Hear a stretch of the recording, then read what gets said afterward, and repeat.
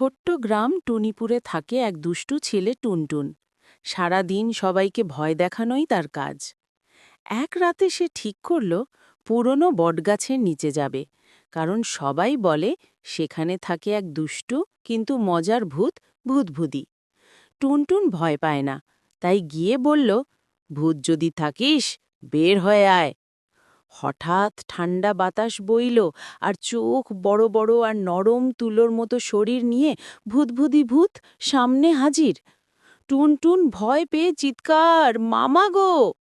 ভূতভুতি হাসতে হাসতে বলল, আমি ভয় পাই না, ভয় দেখাইও না, শুধু বন্ধু চাই।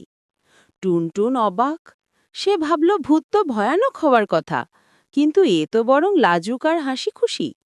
তারা দুজনে বসে গল্প করল, লুকোচুরি খেলল, আর ভূতভূতি তাকে আকাশে উড়িয়েও দিল।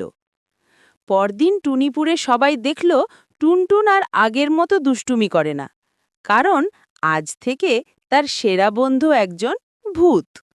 সে